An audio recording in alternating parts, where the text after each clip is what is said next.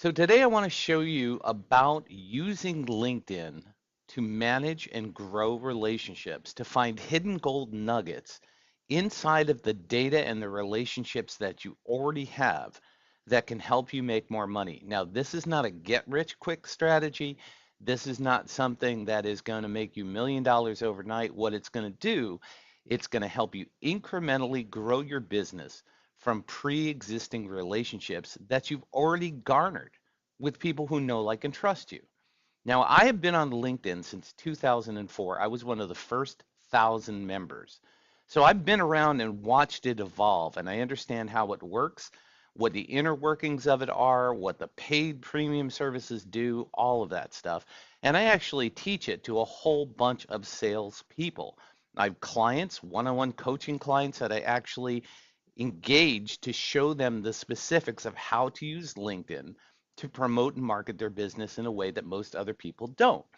So if you stick around through the entire webinar, I'm going to show you something I call the 10-10-10 strategy. This is a bring home the bacon strategy that has worked for me, is working for my current clients, and I know will work for you. It's really simple, but you got to stay to the end to see it.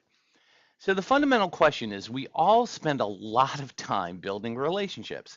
I don't know about you, but I network, I use social media, I'm out doing business with my clients, and I'm spending a lot of time creating a brand. But the question is, what are you actively doing to leverage the power of all of this?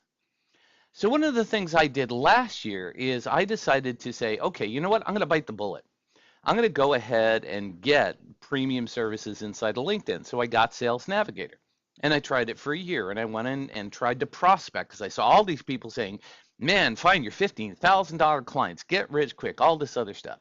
And I dropped $80 a month, almost $1,000 for a year, to get Sales Navigator, to make connections with people who would be my perfect clients. And I did it. And guess what? It did nothing. I got no new business from it. I was able to connect with old clients, but anybody new that I connected with, I got nothing. And I'm going, what am I missing? Why are these guys out there making all this money, selling all this pitch stuff about, finding your perfect clients and making $15,000? What am I missing in this? So let me give you 3 common problems that I discovered during the course of trying that and how I solved the problem. So problem number 1 is that we try to have a one-size-fits-all marketing mentality.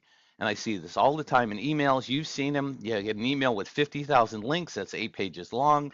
But it also it transfers over to social media as well. And you've got to realize that that does not work very efficiently. It can work, but it takes a lot of people on your list and a lot of time to get, any kind of results out of it. The second thing is bright, shiny object syndrome. And then the third one is scattered and incomplete information, your contact information. So let's talk about that a little bit. Let me break down the first one, the one size fits all strategy. And what this is that you try to communicate to everybody the exact same way, but every customer, I don't care whether they're a current customer, a prospect, a past customer, they all have different needs, they all have different wants, and they're all in different spaces. Let me explain that a little bit better. There's something in the sales process known as open. So if people are in the buying process of open, they're in one of 4 places. The first one is oblivious. They have no need, no idea about you, don't want to know anything about you. They're just not going to be interested. There's nothing you could do to convince these people to buy your product because they don't need it. Just for example, I don't need feminine hygiene products. Maybe you do, but that's not something that I would use. Now, maybe I'll go to Walgreens and buy it for my wife, but the only time I would ever do it is when she sends me, all right? It's not something I pay attention to. The second thing would be pondering, all right? Pondering is, I kind of want to be aware of this thing, but I'm not really in the market for it. I'm not ready to buy. And then the third one is engaged. Now, this is where people are actively looking to say, I want to learn more about this specific product or service or solution. So they're looking for good quality information. And the last place is need, and that's the open process. So it's oblivious, pondering, engaged, and I need it now. So let's kind of break that out in another way. So obviously, oblivious means they have no need, right? But there's a buyer mindset that you have to think about. where are they in the process? So the first one is pondering. They're cold. In other words, they're not interested in buying anything, and they just maybe could be made aware that this is available, right? Second one is engaged. They're warm. They maybe have a need to learn a little bit more, but they're not ready to purchase. And then you get the hot people, which are, man, I need this now. I gotta figure out which is the right tool. If somebody comes to you and says, "Hey, I need to do email marketing," what are you going to do? You're going to go look at Aweber, Mailchimp, Constant Contact, whatever, Infusionsoft. You'll look at all those different things and you'll evaluate it and you'll say, "I need to figure this out." And they're really hot to get it because they need to start email marketing today, right? So let's look at the marketing process. So when you're approaching each one of these groups, there are three different ways that you should do it. The first one, the cold ones, you want to create awareness with these people. So these are just simple kind of, touches. These could be graphics or memes or something very, very basic that just says, hey, this thing is here. Most people who see ads in a news feed in Facebook may see the ad and are aware of it, but aren't going to act on it, right? They're just going to see it and say, oh, there's something that's interesting, but they're not going to do anything with it. Now, the engaged or warm side of things, that's the people that you want to promote content to. So that's your podcast, your blogs, your ebooks, whatever it is. You want to give them something that educates them. So when they're ready to buy, they're at least informed about what the differences are, what the features and benefits are, whatever it is that they need to know about. And of course, hot is all about sales. So here we want to get to the point of saying, if you buy this, this is going to be the benefit for you. It's what's in it for them. And they need to make a decision now. So obviously that's a more of a one-on-one type conversation. So when you sit and look at this, pondering people awareness, engaged, you want to give them content, the need people you want to have a conversation. It could be face to face, it could be on the phone, could be via email, could be in a chat message in Facebook or LinkedIn, whatever it is. Now take these three and start looking at your customers, all right? So you have customers, and the three levels of customers are the past clients. Now, they tend to be cold, right? They've gone cold. They bought from you before, but they're not buying now. So, you just kind of let them go. And a lot of people tend to focus on what's new. Now, the warm side of thing are prospects, okay? These are people that are kind of engaging, trying to figure out where to go with things and where they want to go in the future. And then the last one, the hot, are your current customers. And a lot of people negate the fact that current customers need to be communicated to. They need information that says, here's the new things that we're offering. Are we doing okay? How do we keep up with your expectations? They're hot. They're already paying you money. And a lot of times, if they're satisfied, they may buy more, right? They may even buy additional services, additional products, whatever it is. But we tend to focus a lot more on the prospects. And we don't tend to focus enough on the current customers. And there's a fourth one that we tend to ignore, and that is vendors. All right, so your vendors actually can be part of your sales team, because if you sell more of your services, guess what? You buy more of their services or their products or whatever it is. So by engaging with them and letting them know what's happening in your business, now you have a whole nother side of business that you can actually promote. So look at those four buckets again. It's cold, warm, hot, and vendors, which usually most people don't even communicate to. Here's the underlying problem is that a lot of people tend to put all of those things in one box. And you've seen it. You've sent out emails this way. You do it on social media. Everybody does it. They put it all in one box. So the question I had to ask you is, do you really know your customers? Do you really know where they are in the buying process? And do you have a different strategy for each one of them? Now, on to problem number two. It's the bright, shiny object syndrome. All right. And I see this all the time. And I talked about it before. It's, you're going to make $15,000 by finding new prospects on LinkedIn, right? Oh, just take my course and you will get there. It could be a Instagram strategy, Facebook ad strategy. It could be, doing ebooks, do this, do that. It's all those different things that are going to make you a ton of money. And I see this in the LinkedIn world a lot because I'm on LinkedIn and I get basically approached by a lot of people that are trying to sell their LinkedIn strategy.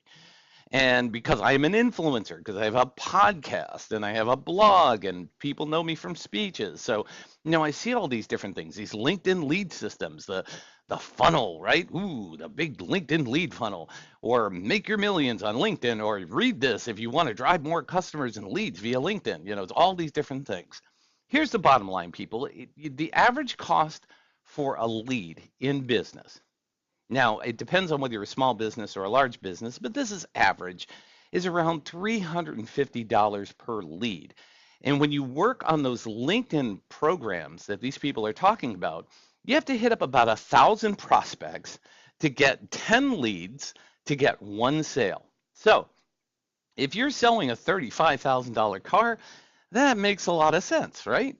I mean, think about Super Bowl ads. That's the way it works. You advertise to millions for millions of dollars, but you reach a huge audience. But if you're selling a $50 product and it costs you $3,500 to get 10 leads to make one sale, how long are you going to stay in business, right? So it's not a great way to promote and market your business to prospects. Now, here's problem number 3: scattered and incomplete information. All right. We've got tons of information at our fingertips. As a matter of fact, I don't know about you, but maybe you're using a CRM, maybe you're not. Maybe you just have everything in your contact manager. But I know that you have information in your QuickBooks, maybe you're using HubSpot or something else, but you've got all this information all over the place and it's not accessible to you. And I've run into that problem when I'm trying to recommend people or find information. I've got to go to multiple places to find it. So the solution to this is having some kind of customer relations manager, a CRM. If you're not familiar with them, there are tons out there. There's one I'm going to recommend a little later called Nimble. But here's the bottom line. Everybody who gets a CRM, very, very few people know what the heck to do with it. And that's part of the problem because it's all about the data. It's garbage in, garbage out. That's what GIGO stands for. If you don't have good, solid data inside of your CRM, you're not going to be able to utilize it. So what I want to show you today is how to turn that question mark into an exclamation point by communicating with past and current customers and your vendors. All right? So a lot of us lose time looking for information. I teach a course on Evernote, and I use Evernote for a lot of data gathering, but also if I'm trying to recommend somebody in Facebook, somebody says, hey, do you know a plumber? If I've got to go find that plumber, I've got to go search for them. I got to look for their website and maybe look through my QuickBooks or, I've used them or they're a client or something along those lines. I've got to go to all these different sources to find it. And I'm really trying to be helpful, but it takes me forever to find the information. So it's all in these different documents and contacts and all these different places. And, we lose about 5 hours a week looking for stuff in the cloud or on our servers or on our different programs that we have. Now, I don't know about you, but that's about an hour a day. And I charge upwards of $500 an hour for some of my clients. And that's just the way it is. It's the low end is $100, the high end is $500. So that means I'm losing between $500 and $2,500 a week looking for stuff. I fixed that. As soon as I figured it out, I said, I'm not doing that anymore. And the way that I fixed it is I found this CRM called Nimble. Now, I've never been a real big CRM fan, but this does something for me that makes my life a heck of a lot easier. And here's what it does. It allows me to use LinkedIn to automatically pull that information into the CRM.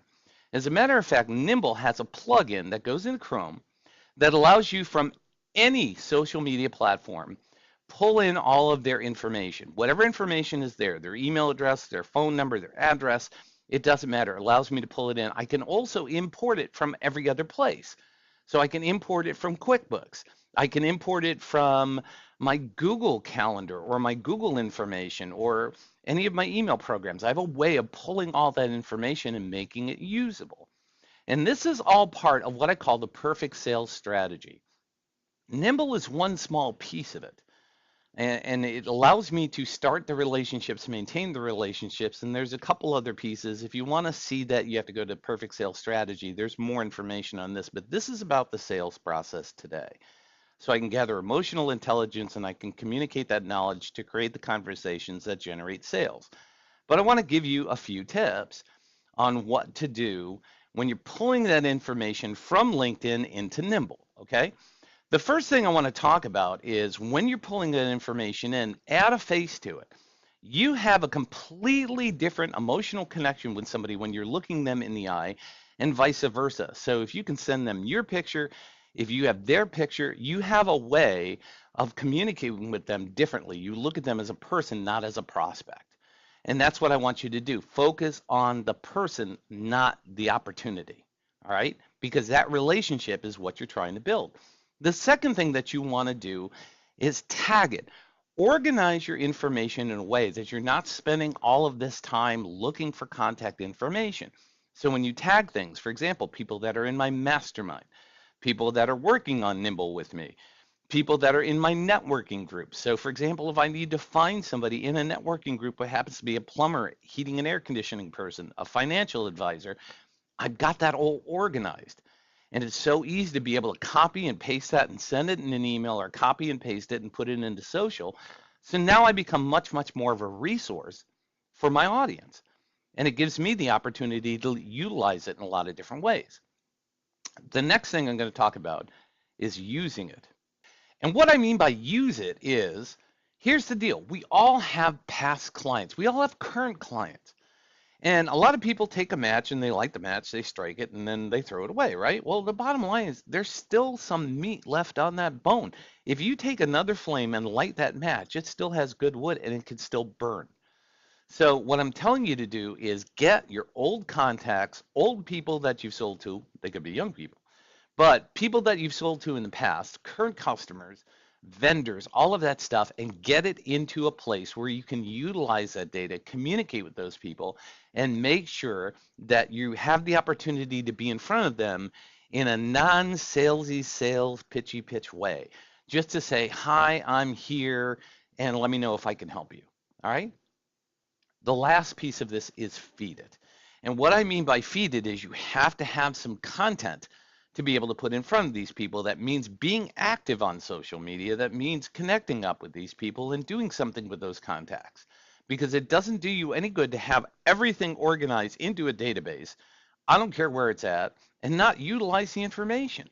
So feed that information. Give these people an opportunity. You know, one of the things that I do every single week, 2 podcasts, a blog, webinars like this. I mean, I'm constantly giving good information, so I'm feeding my audience. And guess what? If they want it, they can come get it. I'm not shoving it down their throats. I'm giving them the opportunity to say, here it is, come get it. I'll put it up on social media. People, if they want to go listen to it, they will. If they don't, that's fine. You know, same thing with the email. I get very, very few unsubscribes because I'm not selling anything. I'm just saying, here's my podcast, here's my blogs. I'm constantly feeding my audience great content. Keeps me top of mind. And when they're ready to buy, who's the person they're going to call, right? So that is the perfect sales strategy in a nutshell. So I get my contact information into Nimble, and it comes from LinkedIn. It comes from other social media. It can come from my QuickBooks, my emails, whatever it is, and I get it in there. And now I have it in one place where I can utilize it. And then I can also go from Nimble to LinkedIn and start conversations with people. And it's a way for me to reignite the flame like I showed you. So now I want to share with you that 10-10-10 strategy. This is my bring home the bacon strategy. And this has been working for me and for my clients this year. After I started getting everything organized, it made it so much easier. It's really simple, it's really quick, and anybody could do it. And you don't even have to have this system in place, but it helps. So here's the deal. The 10-10-10 is this. The first thing you do is you spend 10 minutes a day. All right, you allocate 10 minutes a day and you commit to connecting with 10 contacts. Now, you can either pull in 10 new contacts, you can pull in 5 new contacts and communicate with 5 old contacts, or spend all of your time just communicating to 10 contacts. It doesn't matter, but 10 minutes, 10 contacts, and all you've got to do is 10 words. Once you have those contacts in there, you communicate with people by saying these 10 words. And it is I added that I just wanted to say hi. Those are 5 words. The next 5 is how can I help you? And that's it. Just wanted to say hi, how can I help you? You're not selling anything, you're just connecting with them and reigniting that match. Just by having that information in there, knowing their LinkedIn profile, sending them a direct message, maybe sending them an email, whatever it is. So that is part of this system. So you've got a system where you can use any tools that you want, but I tend to use Nimble and LinkedIn in concert. So if you just want to use LinkedIn, that's fine. If you want to learn to use Nimble, that's okay too. But here is the bottom line. The bottom line is you have data all over the place, and are you using it? And more importantly, are you selling to your existing and past customers? Because they already know, like, and trust you. There's nothing wrong with prospecting, but are you missing opportunities by not doing that? And the last piece of this is, do you have a solid communication strategy for those past and existing customers? Chances are you don't. Otherwise, you wouldn't be listening to this. So that, my friends, is today's presentation. So hopefully you learned something today that's going to help you promote your business using past and existing customers. And don't forget those vendors. So if you have any questions or want to learn more about how I can help you, just simply send me an email at askbrian@b2b-im.com. Thanks for coming, thanks for listening, and I hope it helped.